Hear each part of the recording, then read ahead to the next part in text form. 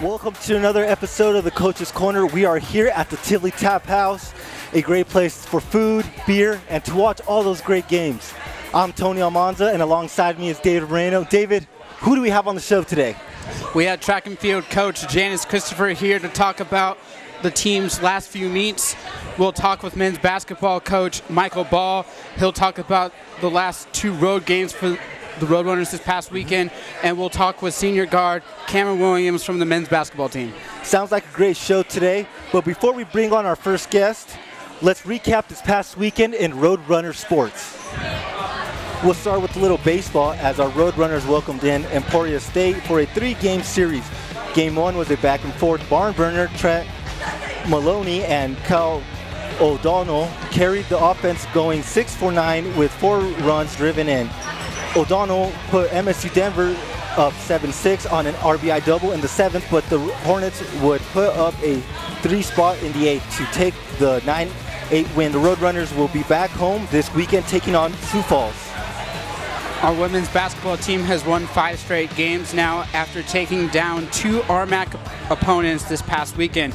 After piling up a season-high 91 points in the win against Chadron State on Friday, the squad battled to the bitter end against Regis University. Georgia Ordorf scored a game-high 24 points while grabbing 8 rebounds to edge the Rangers by 2 points. The 2 wins will improve the team's record to 14-5 in the conference. The men's basketball team split their weekend series on the road. Their win came against the Eagles from Chadron State. The Roadrunners defense held the home team to just 17 points in the first 20 minutes of play. Cameron Williams once again paced the offense with 23 points. The loss came against Regis University on Saturday, but the team will look to rebound this week against UC Colorado Springs on the road. Our women's tennis team was in action this weekend, taking on the University of Northern Colorado in Greeley. MSU Denver got wins in number 2 doubles for Tabathia Porter and Alex Pessoa, and in number 3 singles from Pessoa, the Roadrunners fell 7-2 and will next take on RMAC foe Colorado Mesa next Sunday in Grand Junction.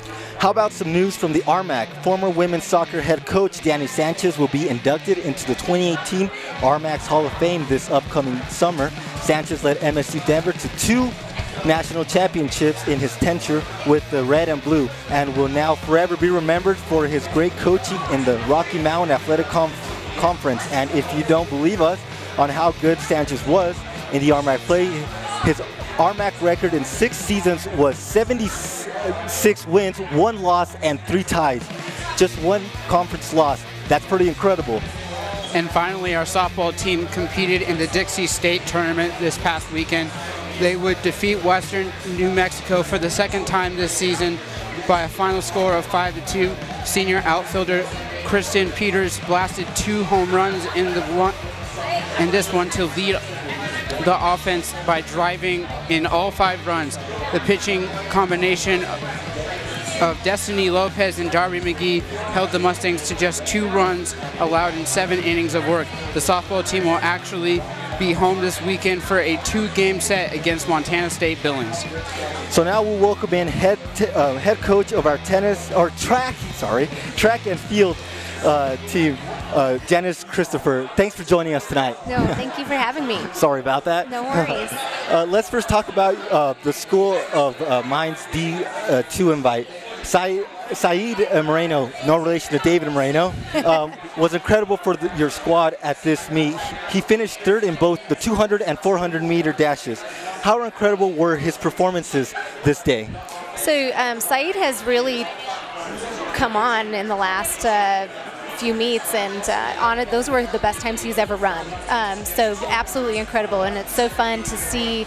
I was talking to the head cross-country coach Trent about Saeed. Actually, it's so fun when you get to your junior year, and all of a sudden everything starts to go the right way. So it was a lot of fun to see him finally start really seeing the fruition of all of the work that he's put in, and to see the talent that we knew that was inside of him come out on the track. Another performance that stood out for the men was that redshirt freshman Jacob Link, who seemed to get stronger as the 5,000 meter race went on. He would go on and finish 3rd overall. Seemed like he came ready to race in this event. Absolutely, yeah. Jacob is, it's fun. He took a year off from the team, and he decided to come back, and he wanted to compete for us, and so it was nice to have him back, and again, you know, start seeing all of that hard work. But he really is a kid that starts out a little conservative and then just gets stronger and stronger and stronger and stronger as the race progresses. So yeah, he had a great performance, and we're hoping that he'll be able to make it into the conference meet and do the same thing for us. So on the women's side, we saw a second, third, and fourth place finish in the 5,000 meter race. They got to run in a pack against one other runner from School of Mines in that heat. Give us some of your thoughts in that race. So, you know, those girls run very well. I mean, really by themselves, and they feed off of one another, and they've been racing together, you know, since the cross-country season, and so they really went out and made the most of the situation that was given to them, and to run in a pack like that and help one another out, it was fantastic. They did a great job. We talked about Saeed's run in the 2 races, and we also saw Sabrina Rotter compete in two races, competing in 800 meters and in the mile. Is that hard for an athlete to give everything they have in one race and then do it again a few hours later, or is this something that they work on during practice? I mean, certainly Sabrina is a junior this year, and so again, like as you get along in your training, it makes it easier to do something like that. And so as a junior, Sabrina really is prepared to go out and run a good hard race and then come back a couple hours later and do it again. So she's definitely prepared for that, and we'll have her do something similar this weekend and possibly even at the conference meet. The following week, you took your team to Colorado University Open in Boulder. Both CU and CSU were down there competing, and they are both highly ranked in the nation. What do you say to your kids when getting them in the right mindset to compete against such a great competition? That's a great question. You know, we just tell them they're just runners like you, and you belong. If you got put into a heat with those runners, it's because you run the same kinds of times that they do, and you need to be confident in the fact that you can compete with them. And so we did see, you know, young Alden Grudel, who is a sophomore in track, actually came out and competed against those girls and actually placed. She got us 1 point, and she was 8th place in the 5,000 meters. So they just need to go out and believe in themselves and know that they belong on that track every bit as much as those other kids do. Yeah. So give us a few performances that stood out to you in Boulder. Sabrina Rotter had a great performance in the 800 meters. She did well in the mile as well, but the 800 meters, really, she went out and she raced so well. I already spoke a little bit about Alden. Alden is just one of those kids that you tell her, hey, go run with this person, and she does it, and you're just so thankful that she just turns everything else off, and she knows nothing about anything but competing and getting in there. Sam Berg had a fantastic race in the 3000s. He was up against a really tough field. He got a little bit excited. He was in the lead, and he went out a little bit too hard, but he still managed to come back and have a very good time. So. So those kids all, Michael DK in the 4x4 relay ran a very good leg. He split about 48 seconds. So that's a very fast time on that track. The RMAC Championships are just a few weeks away, but you also have the Air Force open up this weekend. How is your team preparing for the next 2 weeks? So we're just really trying to get the fastest times that we've had all year. So we have backed a little bit off, had the number of miles that we're running every week, and we've really increased how fast we're running on our intervals. So getting a little bit of rest last weekend was fantastic, and then just making sure that they're fresh and ready to go and run the fastest times of the year this weekend, and hopefully at the conference meet. Well, Coach, thanks for being here and joining us today. Great luck to you and your team as you guys head towards the championships. Yeah, thank you so much. Thanks for having me. Before we take our first break, we'd like to give you our tweet of the week. It comes from Roadrunner's main Twitter account, talking about the state of advocacy and representation while discussing the differences between diversity and inclusion. Our athletic leaders talk about those things and more in trying to team up to a level playing field. To check out our informative story at Metro State Sports to see how athletics play a big part in creating a level playing field for athletes and for administration. Time for a break, but we're coming right back to talk men's basketball. Metropolitan State University of Denver nurtures student aspiration and empowers lifelong success through personal attention and professional experience in an inclusive environment. Located in the heart of downtown Denver, the university offers broad access to a transformative undergraduate and graduate education on Colorado's most diverse college campus. And as a gateway to opportunity, MSU Denver advances the intellectual, social, cultural, and economic well-being of Denver and beyond. I'm Kyle Lawson, senior guard from the men's basketball team. Pulled an upset against Regis, and that shot up a good Kyle Lawson coming off the bench. And you're watching the Coach's Corner. Get rowdy. I'm Shane Fox, senior guard from the men's basketball team. 10 seconds on that shot clock. Jackson, great feed, but blocked. Shane Fox coming up with the swat. And you're watching the Coach's Corner. Get rowdy. Welcome back to the Coach's Corner. We got Coach Bahl here, but before we talk to Coach, we'd like to tell you about an awesome event going on, being held here at the Tivoli Tap House. We'd like to promote to you the Tap House new off-premise campaign with hashtag Taste the History. When you buy a 6-pack of any of the Tap House's delicious beers, you can find a 1951 recipe from the original Tivoli Cooking with Beer cookbook. It's a blast from the past on how the original Tivoli brewers used their own beer in cooking, and now you can get into the fun by tagging your own beer in cooking recipe by tagging a pic with the Tap House on social media. And if you are chosen with the top beer in cooking recipe, you could win free beer for an entire year. Who couldn't use free beer for an entire year? So on social media, it's a Tivoli beer, hashtag Taste the History, all on Facebook, Twitter, and Instagram. Visit TivoliBreweryCo.com for more information on how you can win free beer for a year. So now we say hello to men's basketball head coach Michael Bahl. Coach, thanks for joining us here today. Thanks for having me, guys. Your team hit the road for a couple games this past weekend. You first would play in Chadron, Nebraska, and then in Denver against Regis University. When you got to Chadron, did you stay overnight? Did you come home right away? It's definitely an unusual road trip in the conference schedule. No, yeah, I was just talking to Dr. Grant about it. We usually drive after the game to get back. But with the way the weather was, we actually didn't get back to about 5 a.m. on Saturday morning. So it's a quick turnaround for us. Luckily, I mean, the guys are young and they're resilient. So they don't need as much sleep as some of us older guys. But it is what it is. We don't make excuses. It's sort of the way the schedule is, and we make do with what we have.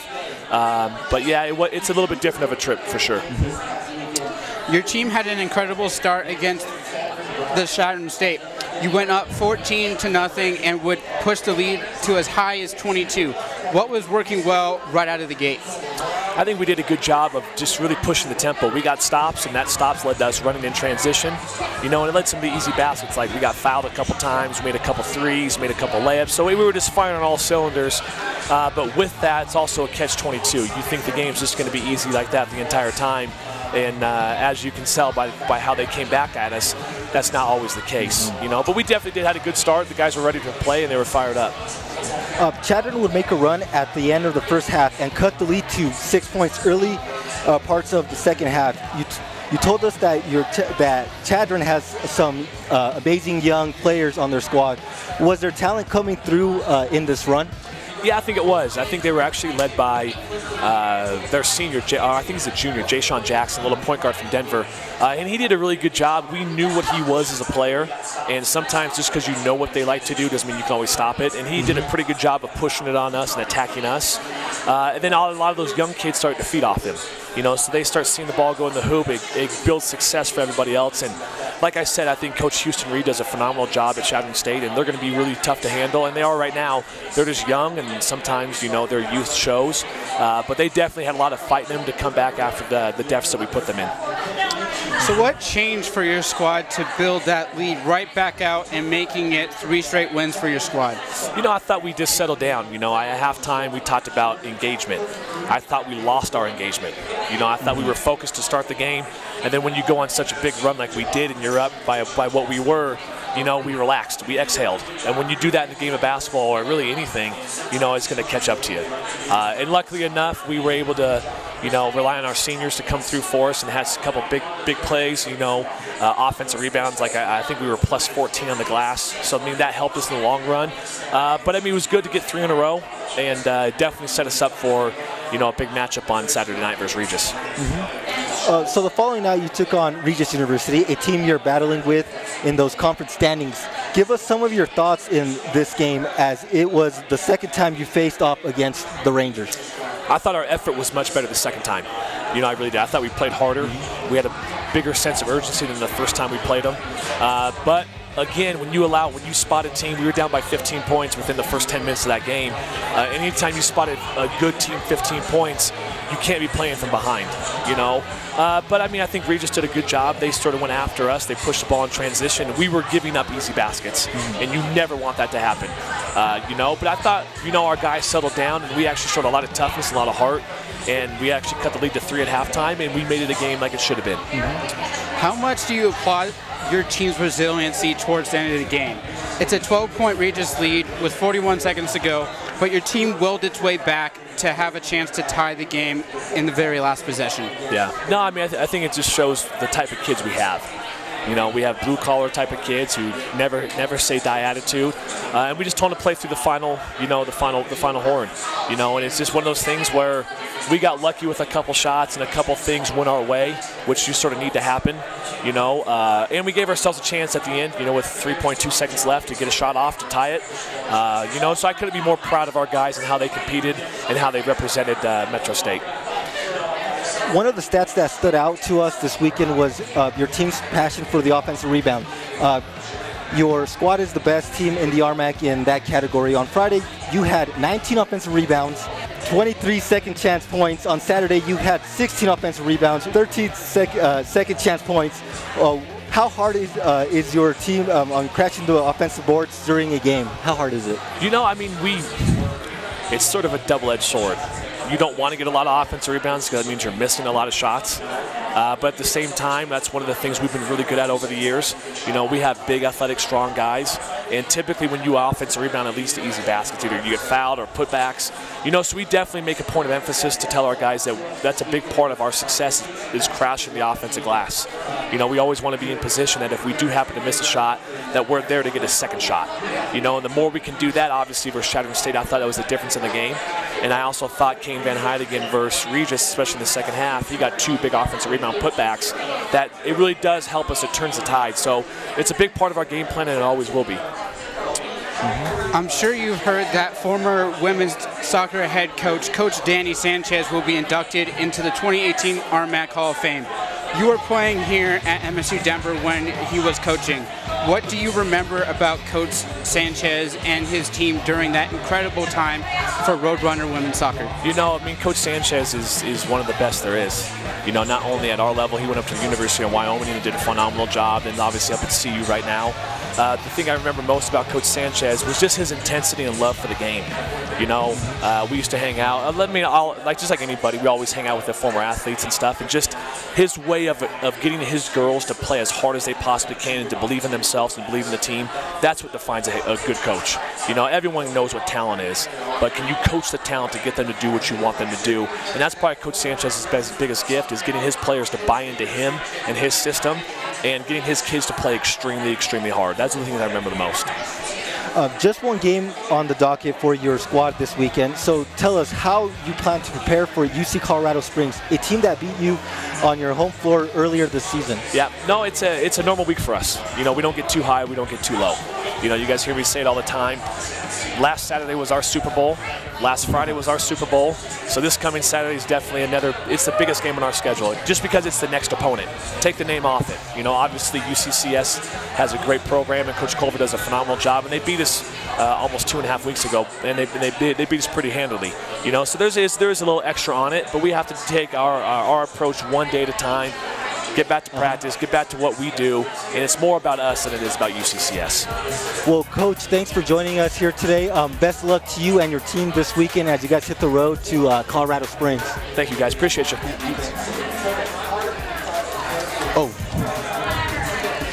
Don't go anywhere. We'll talk more basketball with Cameron Williams.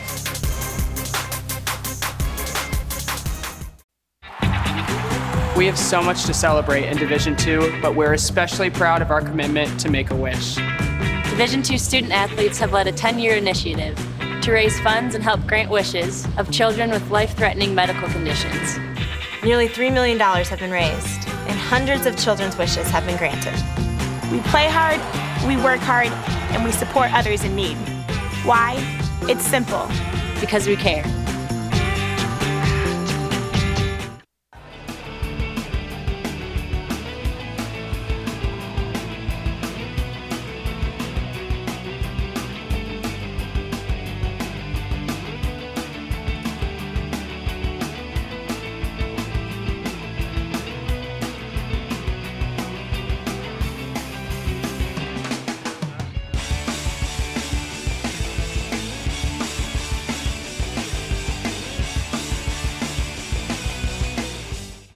I'm Anthony Grant, Director of Athletics at MSU Denver. It's because of your generosity and support that our athletic programs have been able to achieve sustained success and continue to be one of the top athletic departments in the nation.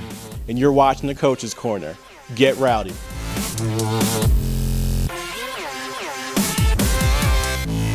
Welcome back to the Coach's Corner. We got Cameron Williams here. Before we talk to Cameron, we want to tell you about Roadrunners gear, and you can shop for it at msudenver.com. You can buy basketball jerseys, hoodies, t-shirts, polos, mugs, and so much more at shopmsudenver.com. Cam, thanks for joining us here on the Coach's Corner. Yeah, no problem. Thanks for having me. So for those who know Cam or follow him on Twitter, his nickname is Cam Bam Williams. Can you tell us how you got that nickname? I got it in middle school. That's when I first started dunking. So, I mean, it's kind of rare to see somebody in middle school dunking, so that's pretty much where I got it from. You have your team right in the thick of things to host the RMAC playoff game. What has been that key aspect of basketball that has you guys playing great basketball at this part of the season? Just playing well together, playing hard as a team, you know, being a great leader out there, just getting guys playmaking for all of my other teammates, just playing hard as a team. We're just trying to get something special done. So. You are probably one of the most exciting players to watch. You have such a knack for finishing at the rim, and you have no fear taking the ball amongst the giants in the paint. How did you perfect this ability to finish at the rim? I feel like hard work, athleticism, working hard when I was younger, squats, you know, just preparing myself for the college level. So when I get there, I can be able to jump as high as those giants in the paint and just finishing over them.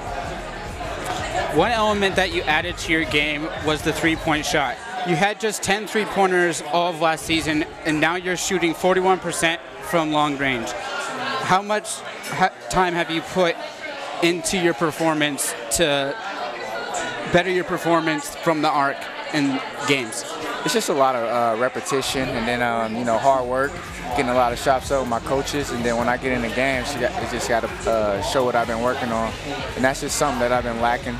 So I just wanted to show everybody that I could shoot and be able to knock down the open threes. So that's what I've been doing. So what are you majoring here in Denver, and what are you planning on doing once you graduate? My major is sports management, but I look to play professional basketball after this.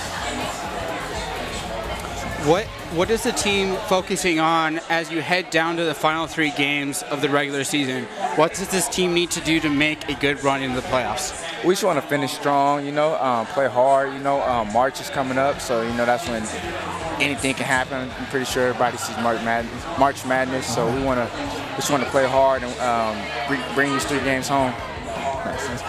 What's it like playing the RMAC playoffs? You'll play a team that you've seen before, but does playoff atmosphere feel different? You played in 2 RMAC playoff games last season for MSU Denver. the atmosphere and the intensity is a lot different, just because everybody knows it's either win or go home, you know. So it's, I mean, and we're playing the team that we're playing. We played them at least once or twice. So this will probably be the second or third time we play them. So it's going to be even harder to play a team that you already played twice. So how has Coach Bahl helped you as your career has progressed? Coach Bahl, he's the man. You know, he's been there for me. You know, he looked out for me. He never gave up on me. You know, we've been through a lot of adversity, and he just stuck with me and keep pushing me to be a better player on and off the court. So, you know, we watch you play and stuff, and we see you dunk. You know, how does it feel? You know, like, seeing the crowd and like hearing them. You know, like, how does that feel to you? You know, just getting the game going, just getting everyone so electrified and so excited.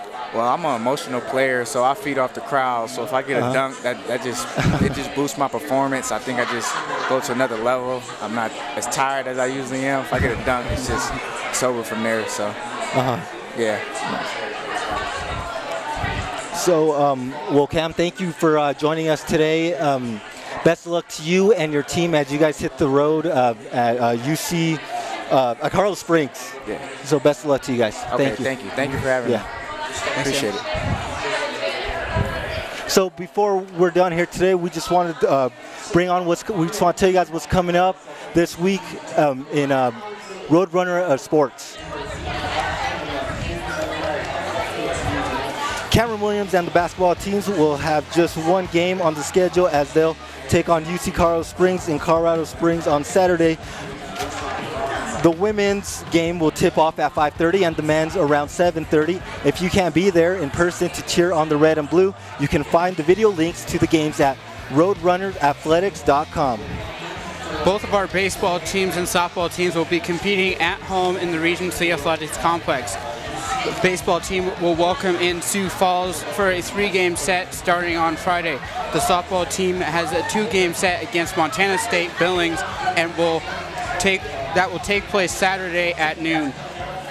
Metro State Broadcast Network will be there to call all the softball action while they'll be out there on Friday and Sunday's baseball games. Make sure to follow us on Twitter at Metro State Sports to keep up with any schedule changes due to weather. As Coach Christopher told us, her indoor track and field team will head to Colorado Springs to compete in the Air Force Open on Friday. Our tennis teams are also in action. The men's team will battle Eastern Washington at the Regency Athletic Complex at 11 a.m. Then both teams will head to Grand Junction to take on RMAC rival Colorado Mesa, which will kick off at 1 p.m. Thanks for tuning in to the Coach's Corner. We want to thank Coach Christopher, Coach Michael Bahl, as well as Cam Bam Williams. Thank you, Cam, for joining us. I'm Tony Almanza, and David, thank you very much for helping me host today's show. My pleasure. So we'll see you next time on another episode of the Coach's Corner.